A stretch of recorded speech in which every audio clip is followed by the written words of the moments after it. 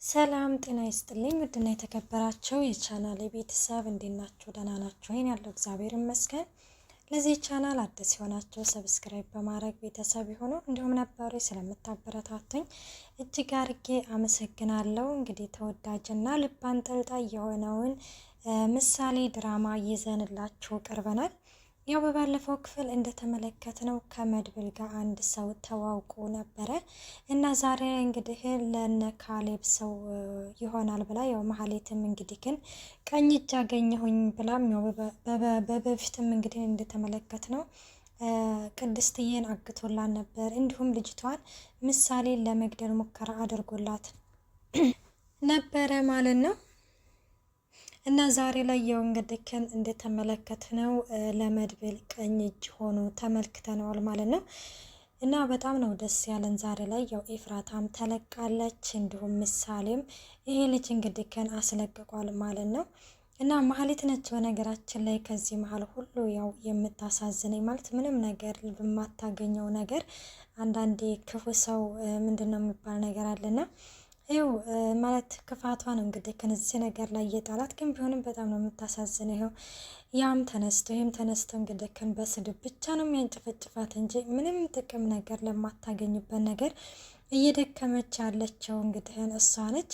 ያው ዝና ይሄ ማን ሞገስ ደግሞ እንግዲህ የሉላን የፍቺ ወረቀት አስፈርማለሁ ብሎ ነበረ በባለፈው እንደተመለከትነው። ዛሬ ላይ ያው ዝና ሽንት የመጣ በማለትም እንግዲህ ወንድ ልጅ አይጨክንም እንደሚባለው እንግዲህ ሞገስም ያው እሱን ለመፍታት ሙከራ አድርጓል። ከፈተው በኋላ እንግዲህ ያው ሞገስ እንደተመለከትነው አንድ እርግጫ ነው የበቃው እና ያው ዝና እንግዲህ በእርግጫ ብሎ ለማምለጥ ሞክሮ ነበረ። ዳጣ እንግዲህ በጣም ጠንክራለች። ከመጀመሪያውም እንግዲህ አይሆንም ብለው ነበረ፣ እሱ ግን ያው ፈቶት ነበርና እና ዳጣም በጣም ደንግጣ መጮህ ነበረ። ቁልፉን አውጪ ሲላት ራሱ እኔ ጋር የለም ነው ያለችው። አውጪው ከኪሱ ሲላት እንግዲህ በጣም ተደናግጣ ቁልፉን ለመስጠት ራሱ በጣም ተርበትብታ ምናምን እሱም ያው እጁ እንደታሰረ እንግዲህ ለመልጥ ሲል መድብል እንግዲህ ጀግናው እበሩ ላይ ከችልበታል እና ሲመጣ ወደ ኋላ ምናምን ያፈገፍጋል። ሲያፈገፍግ እንግዲህ እንዳጣ ነፍሷ ገባች ማለት ነው። በጣም ነበር እየተደናገጠችው ማለት ነው። እና መድብልም የታባክ ነው የምታመልጥ ከዚህ ክፍል በጭራሽ አትወጣትም፣ ለመውጣት እንዳትሞክር ይልና በቦክስ በእርግጫ ብሎ እንግዲህ ወደዛ ወደ ነበረበት አስቀምጦታል። ሞገስ ሲነቃ ሁሉ ሰላም ነው ግን አላለም ምስኪን እና ሲል ምን ሰላም ነው ትላለክ? ሶስተኛ ዓለም ጦርነት ተነስቶ እንዴት በአንድ እርግጫ እንትን ትዘረራለክ ምናምን ትለዋለች ማለት ነው እንግዲህ ዳጣ የጉረኛዋ እና እንደዛ ስትለው መድብል እንግዲህ ሲዳጣ አትጩሂ ወደ ውጭ ዘሽው ውጪ ይናፈስበት ይላታል ማለት ነው። እሷም ወደ ውጭ ይዛው ትወጣለች ማለት ነው። ያው ይዛው ወጥታ እንግዲህ ትነግረዋለች። እንዴት በትንፋሹ ብቻ ትዘረራለክ ምናምን ትላለች። አሁን ወሬውን ተይውና ምን እንደተፈጠረ ንገሪኝ ይላታል ሞገስ ማለት ነው። እና ስላት እንግዲህ እሷም ያው ሊወጣ ሲላመለኩኝ ብሎ መድብል በሩ ላይ ከችልበታል። ከዛ ከመድብል ጋር ሲፋጠጡ እኔ ከጀርባው አናቱን ብዬ ዘረርኩት ትላለች። እንግዲህ ሞገስ ሳቋ መለጠ ማለት ነው። ምን ያስቃል መቼም ካንተ በትንፋሽ ከመዘረር ይሻላል ምናምን ትላለች። ከዛስ ምናምን ትላለች። ከዛማ ምን በእርግጫ ምናምን ብለን ለሁለት ቀጠቀጥ ነው እና አሰር ነው ትላለች። እናንቺ አሁን ዝናን መታወት እያልሽ ነው? አወዳ መታወት ትላለች ማለት ነው። እና እንደዛ እያለ እንግዲህ እያወራሉ። እናም ብሩክ የት ነው እያለ መድብል ይጠይቀዋል። ብሩክ የት ነው ያለው ንገሬ፣ ለምን ከምትሰቃይ ለምን አትነግረኝም ሲለው እንግዲህ ይኸውልክ መድብል እኔን ፍታኝ፣ ስትለቅ ከዚህ ስወጣ እገልካለሁኝ፣ ስለዚህ ፍታኝ ነው ምልክ፣ እኔ ስለ ብሩክ የማውቀው ነገር የለም ሲል አሁንም በድጋሚ እየጠየኩ ነው። ብሩክ የት ነው ሲለው እንግዲህ አለ ወይስ ሞቷል ሲለው አለም ሞቷልም እኔ የማውቀው ነገር የለም ብዬሃለሁኝ ይለዋል ማለት ነው። እና እንደዛ ሲለው ለምንድነው ችግሩን የምታቀለው ለምንድን ትሰቃያለህ ሲለው የምን ችግር ነው? ስለምንድን ችግር መቅለል ነው የምታወራኝ? ስላንተ ጉዳይ ነው ወይስ እኔን ከዚህ የሚያስፈታኝ ጉዳይ ነው? መድብል ምን እያልከኝ ነው? እኔ የማውቀው ነገር የለም እያልኩ እኮ ነው። ይለዋል ማለት ነው። እሱም እንግዲህ ከነሽ በቃ እንደዛ ብሎ በመካከል አንድ ቴክስት ይደርሰዋል። እሱም እንግዲህ ስለ ምሳሌ ነው እና ስለ ምሳሌ እንግዲህ ከን መለቀቋ እንትን ይባላል ማለት ነው። በጣም እንግዲህ ከን ደስ ብሎት ያንን ሜሴጅ ያነባዋል እና እያነበበው እንግዲህ ከን ዝናን ይመለከተዋል ማለት ነው። እናም ይሄኛው እንግዲህ ከን ምሳሌን ይዞ እየሮጠ እያለ እንግዲህ ከን በመካከል ምሳሌ ደከመኝ ትለዋለች። እንግዲህን ተሸክሞ በትከሻው እየሮጠ ይተነዋል። ተደብቀው እያለ መርዙ ደላላው ይመጣል። መርዙ ደላላው እንግዲህ ከጀርባቸው ሲነካቸው እኔ በቃ ማለት አገኟቸው እንዲ ምናምን ብዬ በጣም ነበር የደነገኩት። እና መርዙ ደላላው ነው ማለት ነው። የጠፋችው ልጅ እዚህ ምን ትሰሪያለሽ? ልቀቃት አንዳ ሲል አይ መርዙ እሱ አይደለም ያገተኝ፣ ያገቱ ሌሎች ናቸው፣ እባክህን አድነን ሊገሉን ነው ምናምን ትለዋለች ማለት ነው። ማለት እሱ እንዴት ነው ኮሚሽን አለው ምናምን ይላል። እንግዲህ ኮሚሽን ለመጠየቅ የሚደላላ ነገር እፍረት ተሰማው። ምሳሌንም ለመተው እፍረት ተሰማውና እንግዲህ ኮሚሽን ይቅርብ ብሎ ምሳሌን ለመርዳት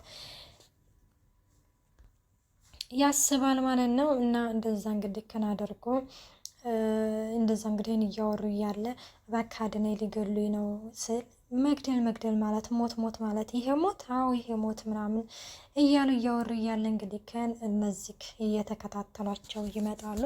መጡ በቃ እኔ በራሴ እወጣዋለሁኝ እናንተ ተደበቁ ይልና እንግዲህ መርዙ ደላላው እነዛን ሰዎች እንግዲህ ቤት መኪና ምን ትፈልጋላችሁ ብሎ በዛው እንግዲህ በደላላ ምላሱ ሊያታልላቸው ሞክሯል። እንደውም አንተ መኪና ትፈልጋለህ አይደለም ምናምን ሲለው አሁን ምንድነው የምታወራው? ቤት ነው ሄዱት እያልኩ ነው በዚህ በዛ ብሎ እንግዲህ እንትን ብላቸው ያው ይሸኛቸዋል።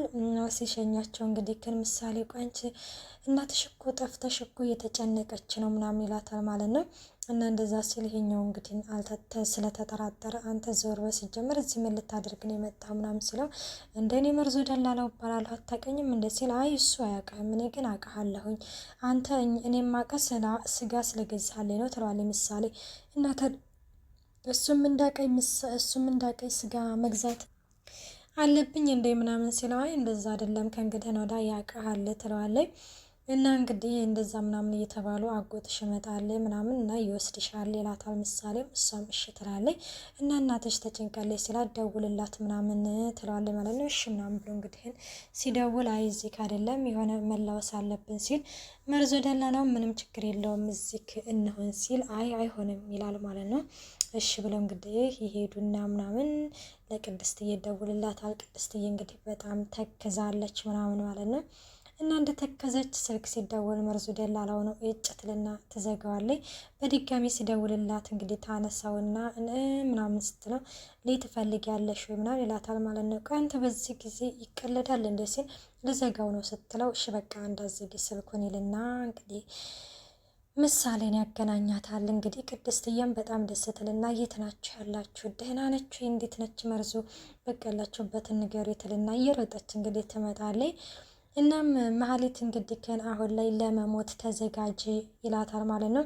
እኔም ማቀው ነገር የለም እሱ በጣም የልቤ ሰው ነው እና ከበፊት ራሱ ብዙ ስራዎችን ሰርቶልኛል እና ሊከዳኝ አይችልም።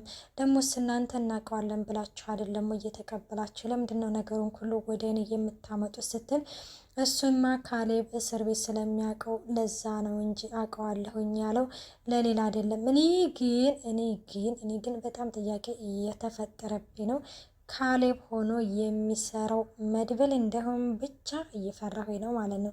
እንግዲህ እስር ቤት ስለሚያውቀው ምናምን ነው የተባለው። እስር ቤት እንግዲህ የሚያውቀው የተባለው እንግዲህ መድብልና ይሄ ሰው እስር ቤት ከሆነ የሚተዋወቁት መድብል እንዴት እኔ እንጃ ብቻ በጣም ግራ እየገባኝ ነው ማለት ነው። እኔ ግን መድብል የሚባለው ሰውዬ ካሌብ የሚባለው ሰውዬ መድብል እንዳይሆን ብቻ እኔ ማለት ውስጥ እየሸከከ ነው ማለት ነው። ምክንያቱም እዚህ ጋር ተመለከታችሁት አንደኛ መድብል ሲቆም እነዛኞቹ ተመለሱ። ለምንድን ነው እየተመለሱት ማለት ግራ ነው እኔ እያጋባኛለሁ ማለት ነው። ወይስ ይሄ ካሌብ የሚባለው ሰውዬ እንግዲህ ይወጣ። በነገራችን ላይ የሆነ ማለት ምቀኝነት አንዳንዴ እኮ በሁላችን ማለት ድራማ እንግዲህ አንዳንዴ የህይወት ታሪካችን ነውና ብቻ እንግዲህ ካሌብ የሚባለውን በቀጣይ የምናየው ይሆናል ማለት ነው። እና ማህሌት እንግዲህ እኔ ካሌብ እንግዲህ እንደዛ ያልነው እስር ቤት ስለሚያውቀው ነው እንጂ ካሌብ እንደዛ አይደለም ምናምን ይላታል። እሷም እንግዲህ እኔ ምንም የማውቀው ነገር የለም ይላታል። እና ማህሌትም እንግዲህ በጣም ነው ያሳዘነችኝ ምንም ነገር በማታገኘው ነገር።